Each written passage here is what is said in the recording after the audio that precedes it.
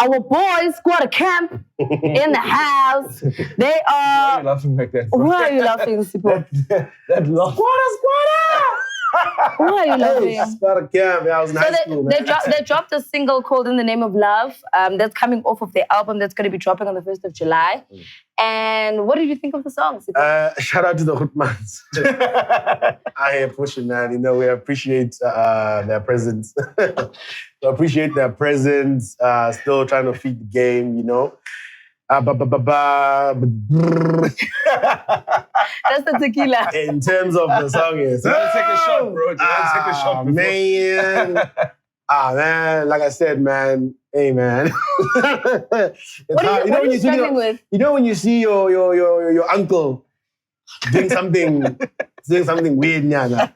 He's your uncle, but you're like, hey, malo, man. Malums. You ever found your uncle just drunk somewhere? You're like, hey, you have to help him out. Malo, man. I told you. You know what I'm saying? Yeah. And that's why I feel like, I'm just like, hey, studio, microphone, let's go home. Let's go home, Skwata. Come on. Let's go to the crib. Let's go, Branya, as Majika. You know, give the kids game.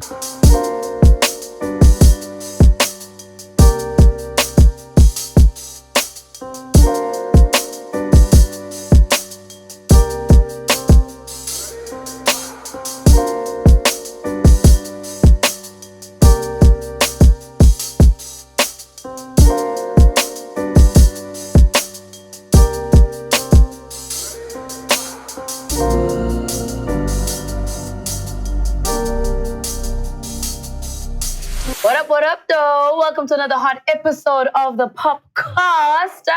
My name is Miss Cosmo. Thank you so much for joining us. And I'm with my main man, Moochie, for the... Moochie for one, baby. Please say the baby. Sapphire Valentine. Valentine's is coming. Huh? It came and went. It came and went. If we couldn't grab a pony, then ask some pony. Not a push. Tricky. All right, we do have a guest with us today. Lemi Loco. What it do? Or how do you introduce yourself? Because I feel like Lemi Loco was like your DJ name. But now on Instagram... Now I'm like, Lemi Loco, a.k.a. Mswipeni, a.k.a. Do You Have Money, a.k.a. Homework, a.k.a. Send Your Girl Money. Okay, send your girl money. This mission you're on, sending girls money. I need you to... Tone it down a bit. Switching the wrong ears, my brother. Switching the wrong ears. What a cost the boss. Tricking Yana. But yes, Lemi is with us today, obviously just joining us as a guest on the POPcast. We are out in Soweto at a place called Budapest. And yeah, man, you need to come through, come to the south, come and vibe. Really awesome joint. And I think, you know, we might even have a little bit of a young drink, a young spoozo. Yeah, Let's tell the truth. Huh? Let's tell the truth. We already started. What truth? Let's tell the truth. Why are we We've telling opened the truth? bar already. Yeah, Lemi decided to buy us shots. I don't know if I'm going to have mine. No. You need to fight fire with fire. You know what I mean? Your fire from last night. Yeah, we're fighting fire with fire. Tricky. But I think the fire that we're going to get into is obviously the topics for the day. All right, so there's a lot that's happened this past weekend. And of course, one of those shows that sometimes we might have felt, why is this show still happening? Do we really need it to come back? It's back with another season. But this time, it's got brand new judges. Absolutely. Idol season, I don't know. Season 50 million. Yeah. Season, it's enough now. It's coming out. Sumizi is back, of course, on the panel. And they've got Proverb. It's just Proverb. It's just Pro. It's Proverb. Proverb, yeah. Proverb. And of course, they've added JR and Tembisiete. Yes. I believe. Very, very interesting mix. JR, I think we all know very well in terms of his musicality. I think he hosted the gospel show. The whole choir, and he won. No, he was one of the contestants. So basically, he had to Clash of the Choirs. Clash of the Choirs. Yes, where he actually had to put together a choir and basically conduct them to proceed in the competition. And he had won the 1 year. So I love that JR is a part of it. You know, I think also he represents the other side of music. That's not so much, you know. And you're saying that I'm not out here just trying to find the next Christina Aguilera with the voices. Yes. Somehow, because he's more hip hop inclined. That, you know, hopefully we can unearth some talent. That way you're like, look, you're not gonna win idols, but you should call me after the show because I feel like you've got other musical talents. There's Amapiano happening. It's like, hopefully they open up to, I hope we see a different season of Idols. I will be tuning in when they get to top 15.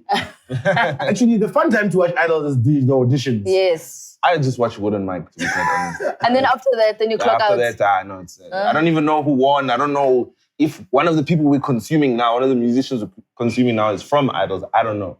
I have no clue. I like the fact that when they do the little acting parts, when they go in the queue and they find the one guy. Oh, yeah. And then he has a sad story. Yeah, when I was 7 years old, I wanted to sing, but I couldn't sing. I had to go and work. But now I'm back to dreaming again. They're like, this guy, man, this guy. And then they come there and flow. They go there and flow. And they do a little montage of the guy walking, looking sad. It's like, hey, man, what show is this? Yeah, tricky nyana, but big ups to JR, big ups to Thembi Siete. I'm excited to kind of see what kind of energy they're going to bring to the show. Maybe it might return us as viewers. I don't know.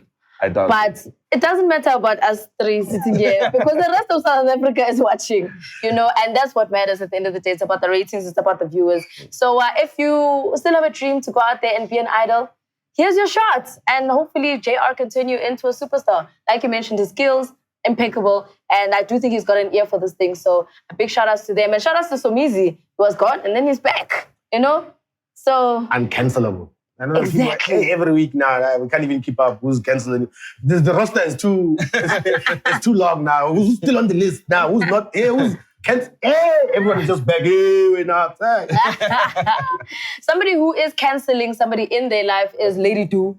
And she's saying, management. I don't understand. Okay, so she was whiling on her social media about how her manager's ill-treating her and taking bookings without her knowledge, or saying that she's unavailable, this, that, and the next thing. My thing is, why are you still working with this person? Why is he still your manager if you are unhappy about his services? It's crazy because I think you find these things out late, eh? I think they really find out late. Okay. So when it comes to a point where you're now like, I'm tired of this guy, there's just so much stuff that you've had to tolerate. And when it unearths, it's some stuff you didn't even know until that point. So it's really unfortunate, especially for a scene like Amapiano, it's doing so great. And somebody's exploiting an artist. I don't know what it is with managers and thinking they are the talent, You know what it is? Part of it as well. No one is lazier than artists. Artists just want to be superstars. That's true. They just want to be superstars. They don't want to deal with their own money. They don't want to deal with lawyers, whatever. Yeah. The whole management. Whoa. They don't want to deal. They don't want to deal. I don't drink tequila. They don't want to deal. Even on TV. I don't. The last time I had tequila, I was in first year because I went to a tequila launch party. Let me grab one. And then I got too excited. Grab this one. I'll take another. I got too excited, and then I said, this thing is not for me. Even the smell of tequila makes me think of first year. Actually, don't drink. And that was years ago. But for our guest today, I don't drink tequila either. But it was you ordered it. But it's the only thing they had. Oh. Woo! Okay. You back. You back. If I start speaking Chinese, just know. But I say artists are very lazy. Yes. So it's easy to take advantage of artists. I know that sounds like a terrible thing to say, but it's very easy because artists just want to rock, want to be superstars on stage. They want to have the clothes, they want to have the girls, or the girls want to have the guys, whatever. So management and people who are in charge of their lives sometimes almost baby them to the point where now these guys, they come back later, they're like, how much money was I making? Yeah. What was I doing here? And to manage somebody takes a lot. If you're a really, really good manager, then your artist is your child. Yes. Yeah, so you almost dedicate so much into them that any sort of friction, that's why you have things like this now. People easily start taking money away from you. Yeah. You're like, Lemmy's no way Lemmy's gonna take money. That's my guy. Yeah. He takes the 10% and then he goes home. And now you're taking a little bit more, a little bit more. Artists are very lazy and very easy to take advantage of. It's like they can't think in both worlds. Only until they get swept, then they wake up later. Every single week, it's an artist who signed the wrong contract. Yeah. It's an artist who's leaving the manager because the manager is bad, or the manager is saying that the artist is lazy. Like every day, it's a back and forth, and it's very hard for them to find that symbiotic, relationship where these guys exist. So, Lady Do, I understand her frustration. You're saying it's pretty bad. Because it's terrible, man. Because I think also, I agree with the fact that artists are very lazy, but I think it's also I want to do what I want to do. I want to focus on what I do. If I'm a singer, I want to focus on singing. If I'm a writer, I want to focus on creating. You want to focus on creating. The admin of the things behind, and you really don't want to deal with that. Not that you don't. Sometimes you don't even have the knowledge. So it's said that you'll have someone who's willing to take up this position, but with their own agenda, you know, because you're there working. Because at the end of the day, I mean, you're doing all the work. Yeah. You know, you're doing all the work. You're out there performing. You're there writing the songs. You're there in studio recording with other artists. And I think as a manager, like you're saying, you have to be like knowledgeable enough to say like, dude, I need to create a team for this person. So even as a manager, I can't just be the manager and I want to do everything. Yeah. You know, you don't know like everything when it comes to like contracts and whatever. So you need someone to handle the legal stuff. But then as an artist, I just want to focus on creating. Yeah. So it's sad when I end up in the hands of somebody that says, you know what, let me just make some extra coins on this person. Because then you are saying, the manager is even saying, she's not available. Yes. Like, how are you getting paid as a manager if you're saying, I don't work on weekends? That's what he said, bro. And then how do you, like, also, the artist at the end of the day, you're taking the money. What are you saying to the promoter? That's the thing about it. I mean, we saw this unravel with Babes Odugo, for example. Yeah. At the height of being the biggest thing in the country. Yeah. They were taking bookings that they couldn't fulfill. Yeah. And we've spoken about it time and time again. It's the greed from the entire team because you have this superstar who's just in heavy, heavy demand. I'm a piano artist. You can imagine, of course, these guys are very, very busy. They are wanted everywhere, what Lady do and the likes.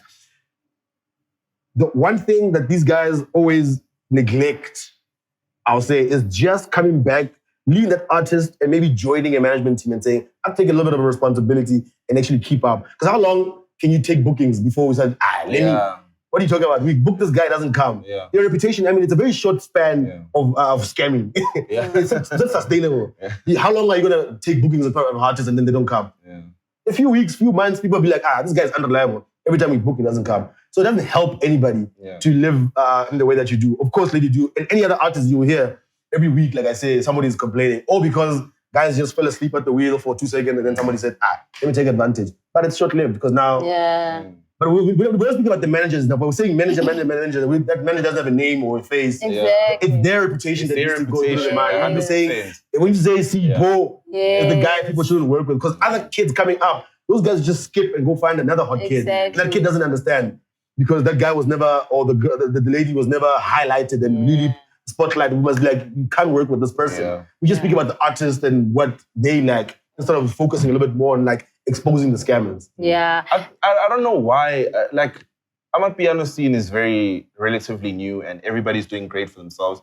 But I feel like the hip-hop culture took a knock for these kind of incidences. Like, we learned a lot when hip-hop was coming up and, you know, from the DJs to the artists, you know, the rappers and all of those people. Like, we went through all of that so that as a musical culture in SA, everybody could learn from it. Like, all right, guys, I need to have like a proper team. I need to, you know. But then now, I don't know why like they're falling into the same like traps. Because at the end of the day, people just don't want to learn, unfortunately. Like, you know, we can speak about it however many times. We've spoken about management so many times on the POPcast. We've gone through this up and down. Hey, management, this, that, and the next thing. At the end of the day, an artist also needs to make that decision. You're right. We did go through the trials and tribulations of, hey, management, I need to get a team. I need to make sure my staff is okay. But now, as an artist, if you're not focused about how far I want to take my career, you're going to put yourself in the wrong hands, unfortunately. And it's sad because for Lady 2, I really felt like, okay, she's going to give us the next. You know, I was waiting for, okay, she's going to take it to the top with a single or something. She's always just been on features. Yeah. And I was worried about her career because of that, because I was like, where's the album? Where's the music? Where's the solo project? And maybe this is the issue. Maybe this is what's delaying it. So hopefully the music will speak for itself when it does get released. Yeah, like you said, luckily she's relatively new. Yeah. So I guess better to learn these things early. Yeah. So that now she can be like, okay, sharp. Now I'm talking about getting the music out and getting yourself to the people is Audio Mark, who had dropped a tweet this past week and said that Zulu Man with Some Power is the second most streamed album outside of Strings and Bling, right? And that's on Spotify. Yeah. And obviously, there was hoo-ha back and forth about what people thought about Zulu Man with Some Power. Hey, we like it. Hey, we don't think it's for South Africa, what. And he was just like, yo, at the end of the day, don't focus on one market. Spread your wings a little bit and take yourself to international shows, which is what he's attesting to the success of that album and the streams that it did get. I still think Nasty has a very big market here in South Africa, but he's obviously opened himself up to international waters. Do you think that's important for artists to kind of do, to take themselves to the next level, international spaces? Absolutely. I think off camera, I think you and I were talking about, guys like, for example, Major League, who are working really, really hard to put themselves on international stages and to be consumed, especially with dance music. Focalistic, for example, is a guy who's working overtime to get themselves exposed to a more international market, bigger African market, and follow, on the slipstream of Afrobeats and their artists. First thing that you do if you're really trying to get international is deal with people who are international. As an artist, if you're trying to reach these heights and want to open yourself up to European markets, the natural thing to do is to reach out to European promoters, European agents, because they're the ones who are going to put you into their market. You can't just wake up in the morning and start Googling things by yourself and see how can I get here, how can I... Yeah. For Focalistic, he's on a management team that's not South African. These guys work with a lot of Afrobeats artists like Davido, and that's where he's... And so you see the work naturally come out. You've got the right people in the right places. You put yourself in there. And I feel like we definitely need a lot more South African artists who are fighting to be more part of the diaspora. I can say so. But I feel like Amapiano has reminded people about that. Yeah. You know what I'm saying? Because now I see all these artists, now they're taking a lot more bookings outside. When hip-hop was having its really big moment several years ago, and we're seeing these guys, aka Mukeyo, moving outside of South Africa a little bit more. But then that energy died down a lot more. And you keep asking yourself, why? Why in Oaks going to Nigeria a lot more? Why aren't they going to Kenya a lot more? When the guys outside are like, we're bumping your songs in the clubs, but you guys never come here. So you need to find out where your music is being played, where your music is being streamed. And as an artist, have the foresight to say, this is where I need to go. And I need to go perform for those people so that I can gain more momentum in those markets. That's true. That's because, outside of the borders of South Africa, a lot of people are consuming Amapiano. So they're on a great platform to easily take advantage of that. And I feel like Nasty has done a really great job, especially as a South African we know hip hop is not to say slacking, but it's a bit on a back foot because of how much people are consuming Amapiano locally. So it's extremely important for an artist like Nasty C to kind of let me step out. Let me target other countries outside of South Africa. That's why people are debating and saying, Mare, Ganjan, it's because of that. They've got that foresight that you're talking about to say, okay, where else are they consuming our music? Let's pump more there, you know what I mean? Whereas in South Africa, we're saying, we are zegeting from January to January. We've been zegeting for the... And that's also the problem. When you're talking about why these artists not even going to those spaces where they should be performing, I always felt that was a thing that South Africans were always lacking because it's like they concentrate so much on our borders where they don't want to take themselves to other spaces. It's always Durban, Cape Town, Joburg, maybe a young Mafike, maybe a young Kimberley, maybe a young Mpumalanga. That's it. And it's like, guys, jump on a plane. You want to spend so much money at Durban July every year, but you don't want to spend that money going to the rest of the continent, seeing the spaces that you are also getting into, the internet is obviously exposing your music to different types of spaces. So here's the opportunity. The stats are there. If you go onto Spotify, you can actually see where your music is being streamed. You can see where you can actually target and say, this is actually where I need to be and take yourself there. But people don't want to book a flight and go there. And I don't understand what the delay is because it's been happening for years, even from quite those stages. Even the TKZs of the world should have been traveling Africa the way that they should have, but they didn't. And I don't understand whether it's a South African thing where we just want to sit back and be comfortable in our borders and in our spaces. But I'm so happy that Amapiano is actually showing people that this thing is bigger than us and we can actually take South African music to the world. Maybe it goes back to management again. Absolutely. Because you're sitting there as an artist they love me in Soweto. So I want to go perform. I want to go to Conca every weekend. Rock. Yeah, let's rock. You feel like you're rocking because you're at Conca every weekend on the stage. But then your management team needs to have that foresight again to say, dude, we need to think outside the box now. They need to direct you. They need to say, okay, dude, we're okay, fine. We've planted the bombs in within our borders. Let's think outside. Because, if you think, we all know there's neighboring countries that consume South African entertainment culture religiously. Namibia, Botswana, Lesotho even. Zambia, Zimbabwe. Exactly. They're those generations. The actors from generations, if they go there, they are stars, my man. It's like Hollywood people. It's like people from Hollywood coming to Namibia saying, Achimurok is in the country. You know, so why not take advantage of that? You know, before you start thinking, America, what. But I mean, take advantage of that because those countries religiously consume South African entertainment culture, not just our content, you know, like the culture even. You need to get out of the box. Guys are only thinking about Joburg because you don't leave the Joburg clubs. Yeah. So you even run out of content because you are hanging around in the same circles doing the same thing every single day. How can your music or your art expand when all you're going to the same 6 places every single day? You know what I mean? The more you travel, the more you open yourselves up to other artists, other countries, other genres. That's when you're going to be like, oh man, I picked up a wave in Kenya. Oh, I picked up a wave in Japan. I picked up a wave in Nigeria. True. Because you need that as an artist, something to keep you inspired and to keep opening your mind to what's going on. But if you're staying here, all these guys do is go to the same club every day, hang with the same girls every day, shoot the same video every day. It's kind of like, how do you think your mind will open up if you're just here? You know what's crazy? Like the funny thing is that like Joburgers don't even consume that content that much. It's always William Pope. Yeah, like you go there and they're like, yeah, we love you. And you're like, what? And they're willing to spend their hard-earned money to see, you know, those kind of artists. In Joburg, you see you... Everyone thinks it's too cool. Yeah, we see you going to this plaza just last week, Tuesday. So. The smaller towns, that's where people have fandom in there. You know? And this is the places where guys barely go. Yeah. Every single day, who's performing in Kimberley next week? Who's performing in Kuruman? Yeah. But those guys, they are like, hey, this guy can touch here. We'll sell out this place, no problem. Yeah. They can come here every single week. But no one ever goes to this place. They wait for that one big festival, you know, once a year where they go to these other smaller towns. And they pay, guys. Like they pay the full fee. You can come there and say, I charge 100K, but okay, do you want it in cash or EFT? There's no guest list in Kuruman. No guest list in Kuruman. Everyone there is paying 100% of the price. Yeah, that's true. That's so true. And there they don't negotiate. Here they even negotiate your ride. Yeah. You're right. But you didn't fill up the place. Maybe you only just get one dumpy. Just 2 dumpies and a shot, then you're fine. You can lock off and fuck off. Imagine, trikinyana.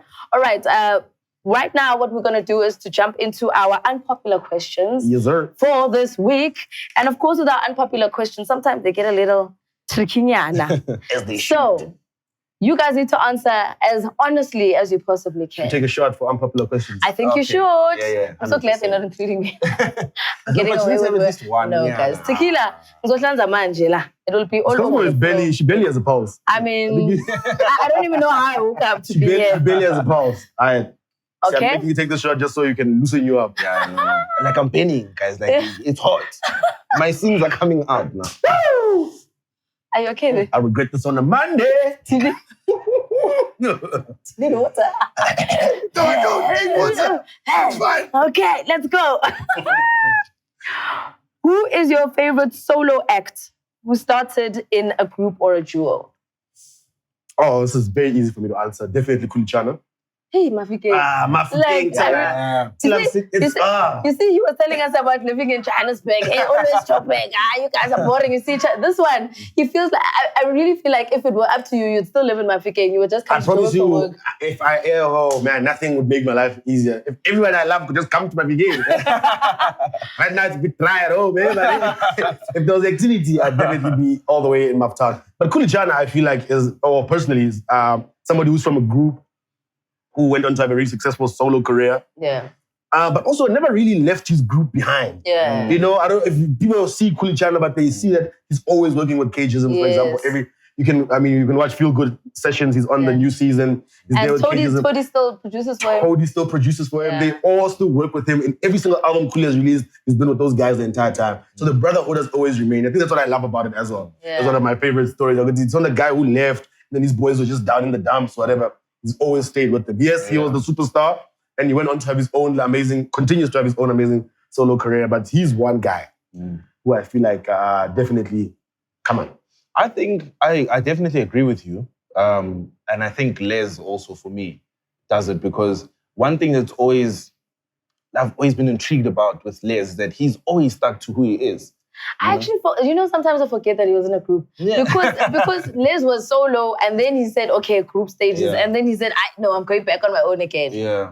Like, I think he did great, man. Like, it's so inspiring, I think, more than anything else, to see somebody not give up on who they are, what their brand is. Yeah. We've seen a lot of, it was crazy seeing, we've seen a lot of people fold, first and foremost, on what they believe their brand is.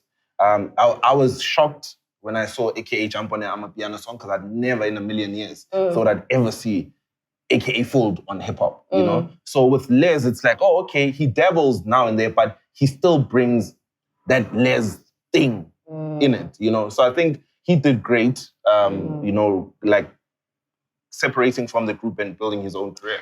Definitely. I think for me, outside of Kuli Chana, because he's also one of my favorites, definitely it has to be KO. Purely because I actually feel like he became a better rapper outside of Tear Gas. I have to agree. But also, it allowed him to go into what the artist he really was when he was young. So Tear Gas had a very, I don't know what to call it. Gassy rap. You know what I'm saying? They really appealed to more of the hood market a lot. You know what I'm saying? That's why they were so successful. KO really took it and he leaned a little bit more to English. He wanted to focus on the raps. But he was able to shine. Yeah, so big ups to KO definitely for that. Also, if I'm also just going back to from a duo perspective as well, Mr. Jazik, because remember he was Jazzy Disciples with Josiah. I enjoy how he's taken his solo career because he's also kind of opened himself up to then say, look, I was doing that, I'm doing my solo thing, but I can also collaborate with other artists. I love all his little features that he does with all these different piano artists. And a lot of his songs are really good hits. Like sometimes I'll actually check, like I've got like this playlist on Apple Music where it just throws piano songs on. And you'll see his name pop up a couple of times. You're like, hey, this guy's actually working. And there's a lot of focus coming in through there. So big ups to the boys for that. You know, I think, Mr. Jazik is doing the thing. Special mention, Ishmael. Special mention to my man Ishmael. Guys, Ishmael has been around for a long time. Early 90s, he started in a group. You know what I'm saying? And how many groups has Ishmael been a part of? Oh, maybe all of 10 them. years, he joined another group. 10 years, he joined another group. You know, Ishmael is like 53 years old or whatever. People don't think he's existed. Yeah. And I mean, I know he's fallen off right now, but personally, I feel like as long as he's still alive, Ishmael could surprise us. There was that one time when you listened to that Takalani song, I got a little excited. I said, hey, Ishmael, is this about to join the fourth wave, my guy? This is the fifth wave of your career. But then that died down very quickly. But I'd be like, Ishmael, I think if you're just taking better care of his vocals, you know what I'm saying, he'd still be a guy, because he had a really nice voice. Ishmael sounds great. I was like, this man sounding melodic. Ishmael's got that thing, bro. Even for Josie, I mean, he was already in his late 30s. I think he brought Josie together. Like he was that extra glue that it needed for them to kind of then say, okay, let's wrap this thing up. Unfortunately, they started smoking glue. Yeah. The glue that was holding them together. And then it got finished. And then they said, okay, thanks. It's been nice. It's over now. Oh, tricky nyanas. All right. The next unpopular question that we have. The artist who gave us a one-hit wonder and then just gave us a hit and then said, okay, thanks, guys. Elaine. Guys, I say this. And I say this with my chest. Guys. Elaine. One-hit wonder. Okay, yeah. When I say one-hit wonder, I'm talking about that EP. Yes. That EP was amazing. Yes. And then nothing. She's being a star overseas. Where's the music? She dropped a single that was, I'm sorry to say, but it was horrible. It wasn't horrible. I was trash. It wasn't horrible. I just think we expected her to level up, and she kind of kept it at the same power. That's what she did. Guys, it's 2022 right now. She dropped that EP in 2019. Probably worked on it in 2018. It's 2022 right now. Where is the music? Like, I'm so mad and I'm so frustrated because I'm a lover of R&B and alternative R&B and subgenre and all of that, right? And I thought Elaine was gonna be what especially SA R&B needed. You know, she really leveled up. She wasn't the first to do it. You know, let's get that out the way. She wasn't the first to do it. Like Drake says, it's not about who did it first, it's about who did it right. She did it right. But 2019, we're still waiting. Where is the music? You know, I would have never thought of Elaine. At all. Now I'm focused. At all. I'm focused purely on her because you're right about, I mean, we don't have, her talent is out of this world. And that EP was amazing. And it streamed ridiculous numbers. I think it was like the best streaming album of that year. it came out, and she released it. Was it just before lockdown? Just before. Just before lockdown. Just before. So it became one of those things during lockdown where it was like, early on, it was one of those albums where a few like, months before lockdown, and it was consumed heavily, even in lockdown, So for her to kind of like go quiet like that, like, oh guys, music is coming. It's been 3 years. Okay. Firstly, I think what she's trying to do is take an angle similarly to what Adele does. Because I feel like that's who she's kind of emulating her career to. No, I'm listening to me. Oh, yes, I'm saying from a strategic perspective. I'm not saying she's Adele. Obviously, I'm not saying that. I'm saying from a strategic perspective. Adele does this thing where she'll drop an album, it'll be hit, she'll tour it, and then you're Tula. And then she'll come back after 4 years, here's another album. It's a hit, she tours it, and then you're Tula. So I'm thinking maybe that's the angle. I hope that's what she's doing. For her sake, I hope. Because also, because of what Elaine has done, I mean, it's cool, guys. Because of what Elaine has done, it's created a platform for other similar artists to kind of like, I don't know there's a factory in Pitori, guys, that produces these kind of artists. Yeah. Like all these subgenre alternative R&B artists are coming out of Pretoria like fucking cupcakes in a factory, So she's created a platform, and we're getting a lot of other artists that are coming out like that. And the danger of that is we'll easily forget you. Because remember, even though she's kind of like avant-garde in what she's done, there's a lot of upcoming people, and we're consuming something else that's completely different. Yeah. So you can be overshadowed by a completely different genre, which is happening to a lot of genres in South Africa because of Amapiano. Yeah. You know what I mean? And Amapiano is also producing other vocalists that could easily go into that direction and say, because Buhle did a song with Josiah, and it was amazing. It was completely different from Amapiano. I was like, wow, I love this song. I think it's called, I forgot. Yeah. Whatever it's called. But it was amazing. So for you to now say, I'm taking a strategic angle like Adele from your first EP, you are playing. No, you're really playing. You're really playing. You need to like... Hey, I'm assuming, okay? Yeah, no, I was also speculating. Yeah, like I'm saying if that's her angle, then that's another management problem, because she's managed by who? Their father.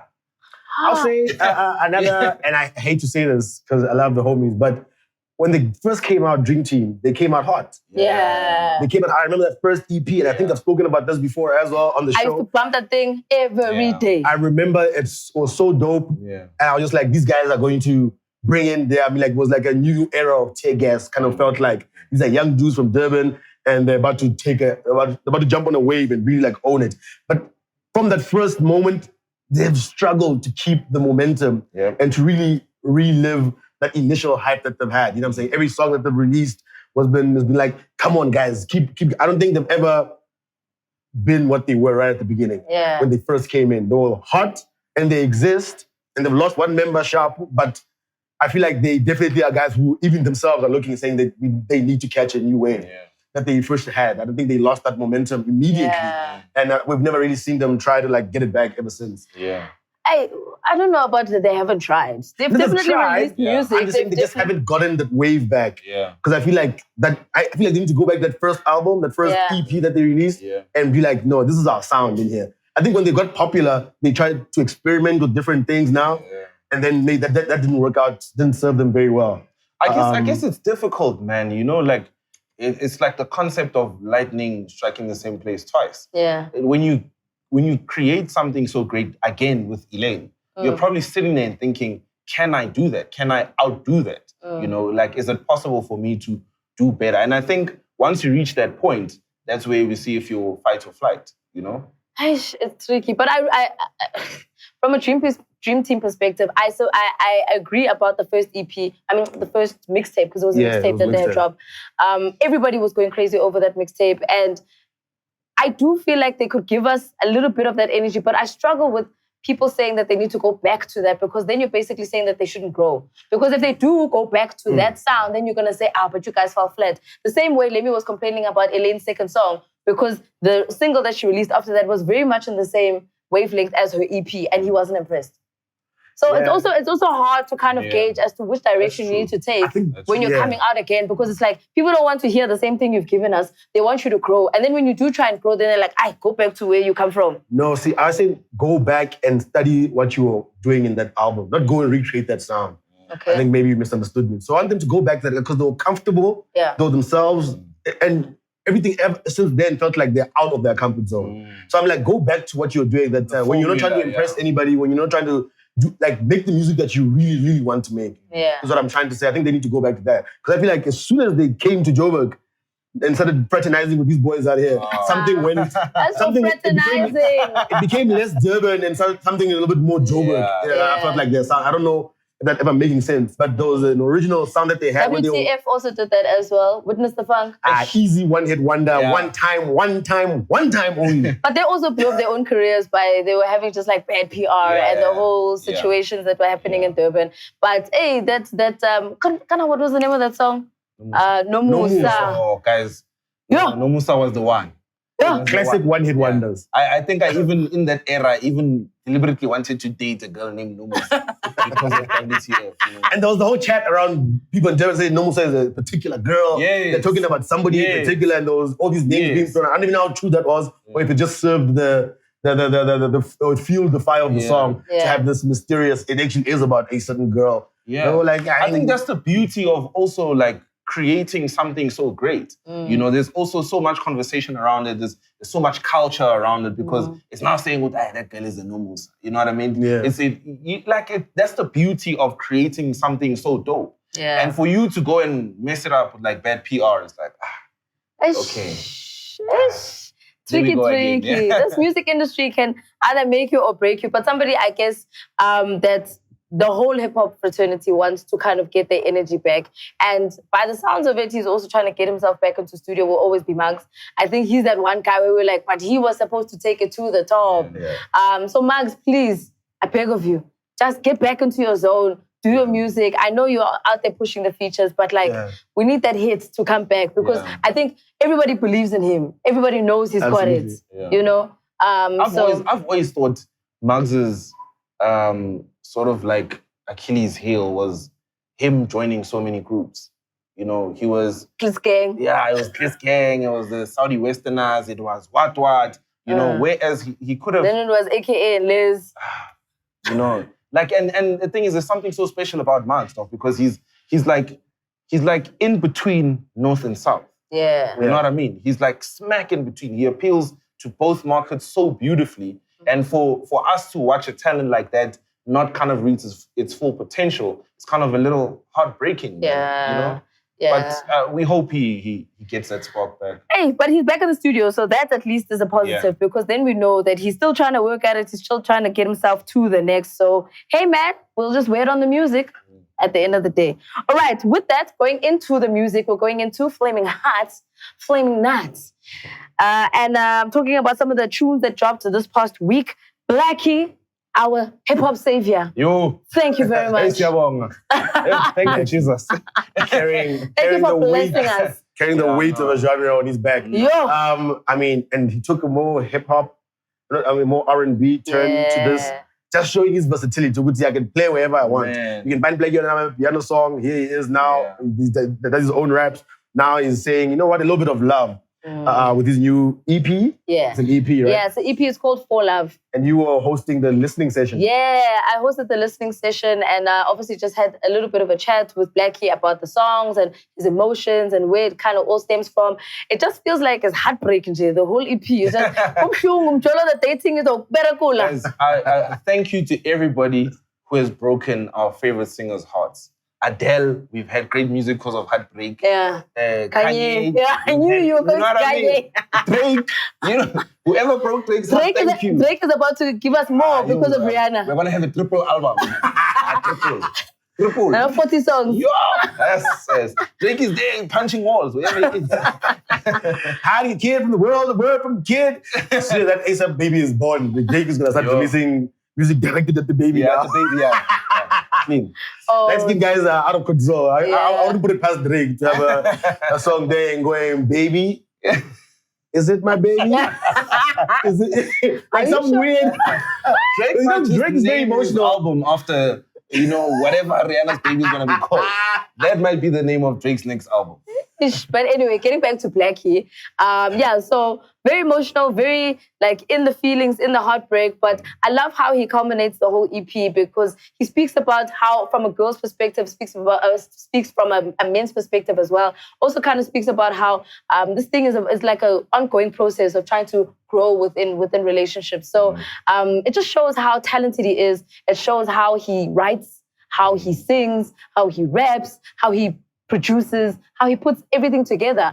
And he definitely is doing the Lord's work with the music. Shout out. I did ask him if he would ever release a Amapiano EP because clearly he's giving us everything that he's doing is hip hop, R&B. And he said, nah, y'all can forget about it. It ain't gonna happen. So don't put that in your minds. It's not coming. Nah, man, absolutely. Like I said, I think we've turned into Blackie super fans on this show. He has yet to make a wrong move. So again, I think everybody is at this stage. Everybody is. He's having a good time, and we're happy to. I mean, we're. It's our pleasure to consume dope content and dope music from him. So we want him to keep going and to keep inspiring anyone else around him to kind of get that momentum. The folks must look at that and be like, here's a guy who's on his own way. Let me also catch him. Yeah. All right. So up next, we do have our boys, Skwata Kamp, in the house. They are. Why are you laughing like that? Bro? Why are you laughing, Sipo? that laugh. Skwata! Why are you laughing? Skwata Kamp. I was in high school, man. They dropped a single called In the Name of Love. That's coming off of their album that's going to be dropping on the 1st of July. And what did you think of the song, Sipo? Shout out to the Hoodmans. I am pushing, man. We appreciate their presence. We appreciate their presence. Still trying to feed the game, That's the tequila. In terms of the song, yes. You gotta take a shot, bro. You gotta take a shot. Man. Man, like I said, man. Hey, man. What are you struggling with? When you see your uncle doing something weird, nyana. He's your uncle, but you're like, hey, malo, man. Alums. You ever found your uncle just drunk somewhere? You're like, hey, you have to help him out. Malo, man. I told you. Didn't see how show doing this. You know what I'm saying? Yeah. And that's why I feel like, I'm just like, hey, studio, microphone, let's go home. Let's go home, Skwata. Come on. Let's go to the crib. Let's go. Branya as Majika. Give the kids game. Is what I'm saying. Give the kids game. Maybe lecture, become lectures. Music lectures, give hip hop tours. Maybe I get a Spaniana. But no need for the music. It's chill. You know what I'm saying? Just want to protect your legacy. You need to go on a cut and join tour. And just put up and remind people. Yeah, let's stay there. Yeah. Remind people about what that was. Yeah. That is actually I want to hear a cut and join tour. They bring all the different people that were with. Yeah. It's a legacy tour. Skwata Carnival. You know what I'm saying? That's where the energy should be. Otherwise, studio, new stuff, put the pens down. Don't do that, man. Come on, yeah. That's so interesting, man, because I've never thought of it that way, and I think that's an absolutely brilliant idea. They've got so much to contribute to hip-hop, other than, I'm sorry to say, other than music. Other than no, other than hip-hop. No, because he made a very valid point. Like, it would be beautiful to have, like, a cut and joint tour. Everything cut and joint, not just the music, but what was the time like for hip-hop at that time? What was the environment like? Like, what inspired cut and joint? What is the hunger like? Because hip-hop also comes from a time, it's not like Amapiano, guys. Amapiano was nice because one hot song and you're close to a millionaire now. Now you're taking 10K bookings upwards. To go off topic a bit, somebody's manager bought a Louis Vuitton manager Amapiano what, because the money is really mean. But I mean, like, from a legacy perspective, it would be beautiful to hear what times were like when Cut and Joint was made, when Skwata Carnival was made, because it was, I think a lot of us had more, not if you weren't a hip hop head at that time, a lot of us were converted by projects like that. You know, Bo Amo and all of that. So I get you, dog. I really, I think my vote is with Sipo in this one. You know, I would love to get their knowledge and what they have to contribute in terms of keeping hip hop alive in SA. The song itself, yeah. You know, talking about tours, the person I'm worried about is Slicker, because Slicker doesn't remember his lyrics. Have you ever seen him perform? I don't know. And then he goes to the crowd. Okay, help me out, guys. You know, they also don't know inside the barrels and girls are you. What? And the thing is, nobody knows what he's saying. I spoke to him about it. I was like, but Slicker, are you sure you want to do this? Because you're the one person who doesn't remember the lyrics. Everyone else is out there performing. Are you sure you want to do this to yourself? And it's like, hey, that's why I stopped doing solo albums, because now I must remember the whole thing. 18 songs, all of them. Hey! But still. Tricky, nyana. All right, the next song that we're checking out, Bambelela, Durban Koko, Fellow Leti, Bobby Cooper, Young Stunner. Star-studded Amapiano lineup. Yeah. Yes. Not a star-studded delivery, unfortunately. I thought the song was just. I think the song was mild, but I'm wondering, are we become Amapiano snobs? We have so much to pick from that now it's like, nah, not this one, my brother. Happy Tomorrow, they do a dance, then it becomes popular. Then off the first listen, I thought it was mild. But I don't think it was bad. I think we'll probably hear it in the club and it's knocking. You're not hearing it in your chest, but I heard it. I was like, I don't know, man. I don't know about us becoming Amapiano snobs. I would rather than say, because there's a lot to kind of, where you see where all the hits are kind of going, people are also just like, okay, we can also kind of fit into this box. And that's how I felt about the song, is that, okay, I want to see where it's going to go. Because one thing you can never tell about Amapiano is how people are going to take it to the next level. You know, like you're saying, it could be a mildly lukewarm song and then it's a TikTok challenge and then taking it all the way to the next level. You know what I mean? Yeah. So that's also one of those things that we kind of need to look out for. From a first listen perspective, I was also hoping for a little bit more, but I'm hoping that it will also grow on me because it's not horrible.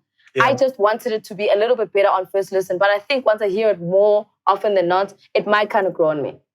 I think Stunner saved that song. Yes. Stunner saved I was saying that as well. I think Stunner is actually the part that I enjoy the most. Yeah. Because there's something with hip hop that we kind of subconsciously listen to, right?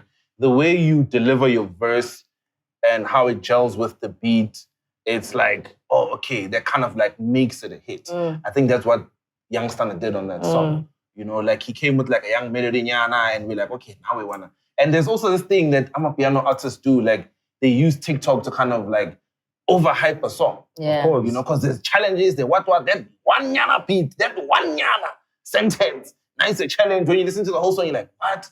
Oh, okay. All right. Exactly. It's like that Umlando song. Yeah. Umlando. The song dropped. I was like, what the hell is going on over here? There was no Tempela, guys. Tempela. No. See, there I'm fighting. The reason why grew on me. You see, and you hated it. Yep. And you hated it. Tempela is horrible. I'll say. I'm gonna defend Tempela because I actually enjoy the whole song, even on first listen, because I liked the build up to the actual chorus. For me, it's taking you on a journey to the point where you want to go. It's not even a chorus. It's a part. It's a verse. It's a chorus. It repeats in the song. It doesn't. It does. Because you do it. I promise you. I listened to that song so many times. I was like, there's no way these guys gave us just that one part I want. I promise you. It's that one part. That's what disappointed me the most. Because I was like, okay. Okay. Let's rock, you know? And then I'm waiting. And then, you know, Amapiano songs in like 10 minutes. I'm waiting 7 minutes for that one part. And it's over. I can't.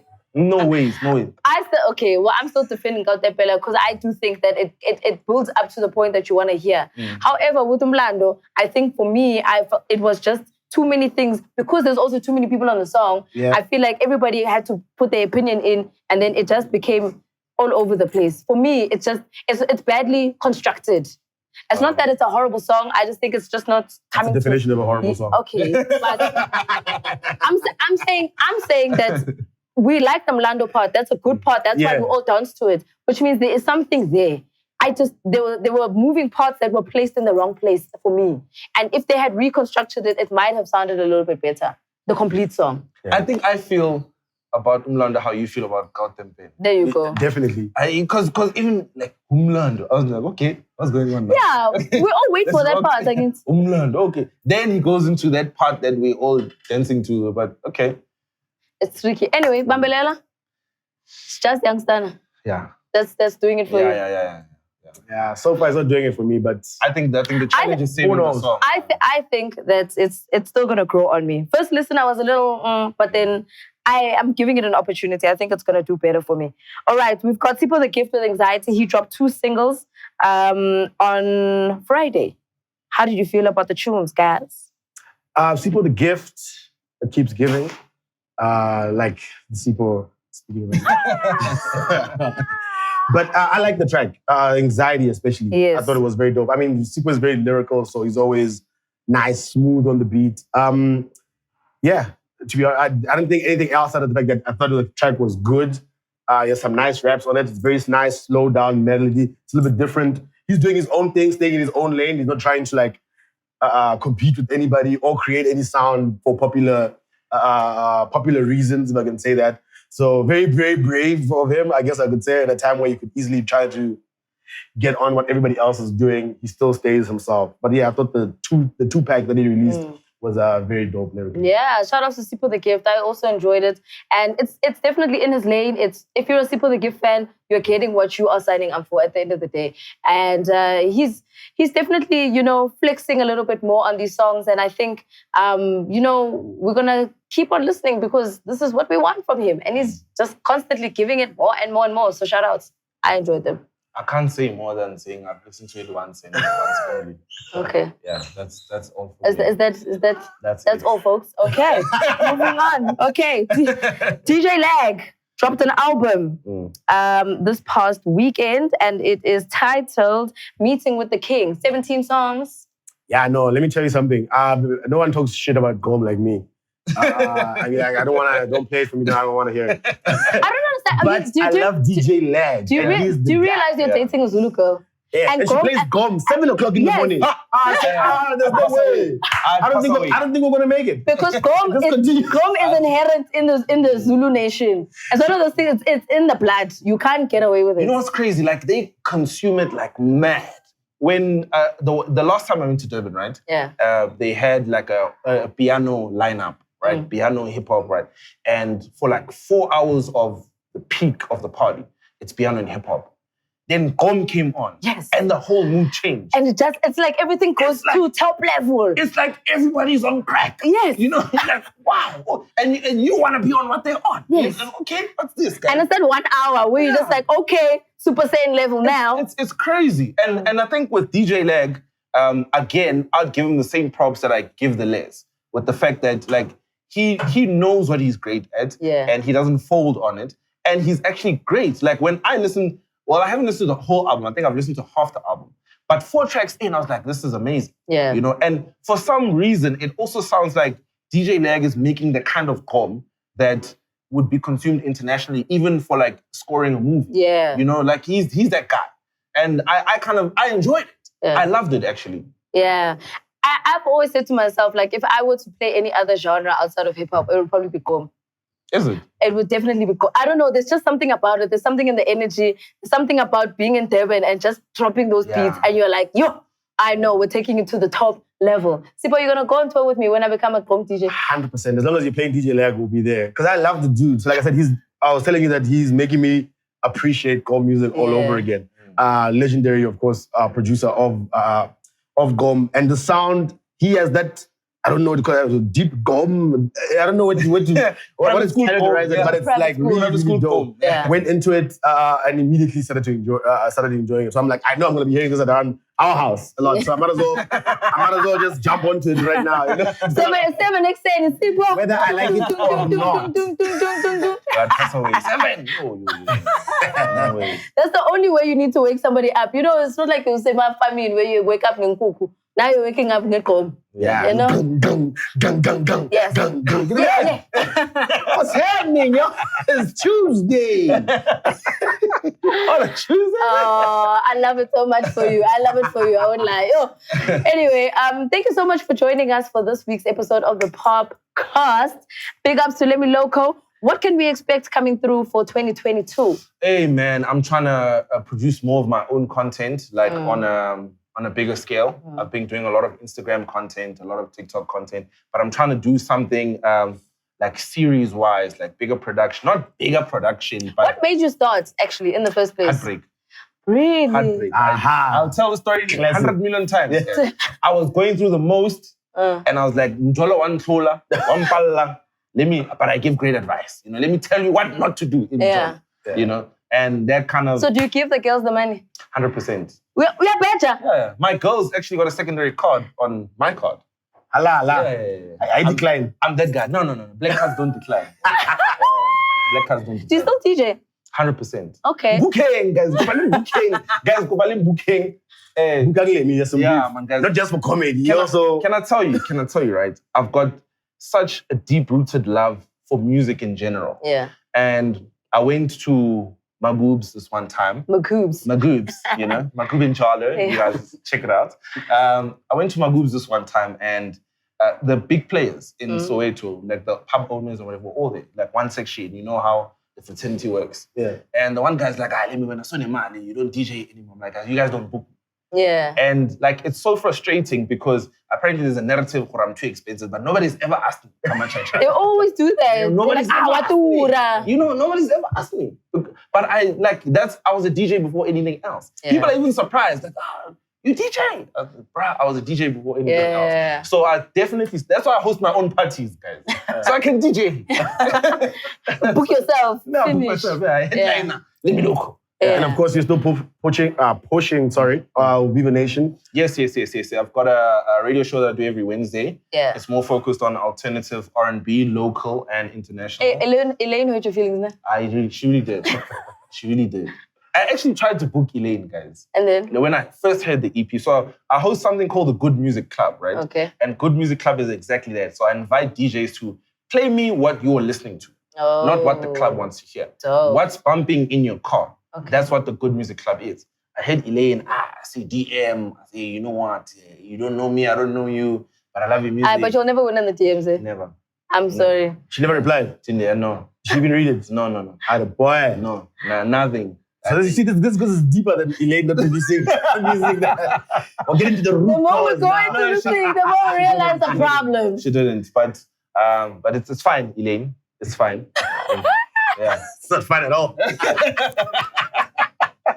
Anyway, so more content, more events this year. More events. I'm actually putting together an event that I've been trying to put together for the past 3 years. Like a good music club on a higher scale, because I'm really, really interested in hearing what not just DJs, but creatives, what they're listening. Because we undermine how much music influences our own content and our own style of DJing and our own style of acting and whatever in. So I'm putting together an event, a bigger scale of Good Music Club, where I curate Good Music Club myself. So I handpick the DJs, I do the lineup myself, and then I was like, okay, because I think the offering as I put these DJs in this order would be so fantastic. So yeah, that's what I'm working on now, but more content more than anything else. Where do people follow you? Everywhere. The handle, my brother. Okay, Lemmy _loco, LEM. I nearly forgot my handle. Nice. LEM _LOCO on every platform, YouTube, TikTok, Twitter, Instagram. Zonke bonke. Yeah. So I'm just trying to do the Lord's work and help relationships, man. Hey! Shout out. I'm not so sure about that advice, but we're going to run with it. So that's why I'm self-accredited. Yeah. I'm a self-accredited relationship expert. The self-accredited part is very important. Okay. Because you can't blame me. Let me say it. Where now one chitela. I don't know you guys. So. Tricky. Anyway, a big up and a big thank you to our venue for today, Budapest out in Soweto. Come through, check it out in Orlando East. And Moochie, for the one baby, he's going to come back with what matters to Moochie. I'm obviously going to give you what's good with the real views right here. Right Yes, after sir. this, please make sure you subscribe, you like, you comment, you interact with us. We'll be back again next week. Yeah.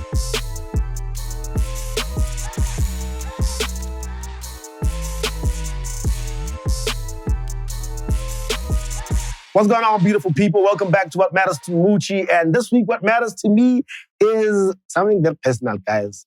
Or personal to me, I like to encourage people. I don't like to tell artists, don't do this too much, I don't want to be negative. I want you guys to come out here and express your creativity. I want you to share it with the world, share it on social media. Mari, if you tag me in one more freestyle, my chance. You freestyle for me. There's absolutely no way. Lee, freestyler every single day. I love the energy. I do not like the freestyles. Guys, when you're trying to get somebody's attention sometimes, once or twice, I get it. You're going to tag, have a look at hey, that's good. Maybe I'll pull up, maybe I won't. Who knows? But to personally send me the freestyle on email, in the DM, tag me in it every single day, 3 times a day. There's absolutely no way. Obviously, you've now become a nuisance. And I feel like that's something that a lot of people get lost in. And I think I've spoken about this before. But guys, there has to be a better approach on how you want people to consume your art. You look up to somebody, maybe you want to show them, maybe I want to attend Trevor Noah something. Maybe he'll reply, maybe you won't reply. But I know one way not to get someone's attention I feel like I look up to is to tag them on something every single day. Because then you're forcing me to go to you personally and tell you, that's how AKA comes out and he puts out that tweet where he screenshots the guy who's like tagging him or whatever, telling him that he's been tagging him with his beats every single day. I get it that you want to get exposed, but the way to do that is not to become a nuisance. You want to become like a little mosquito. Yeah, a mosquito with the freestyles every single day. I wake up, it's a heap and a hop and a heap hop, heap and a hop and a heap hop every single day, man. And I just want it to stop, please. I just want it to stop. Tag me once, but don't reply. Let's both move on with our lives. That's what matters to Moochie this week. Got me? Yeah!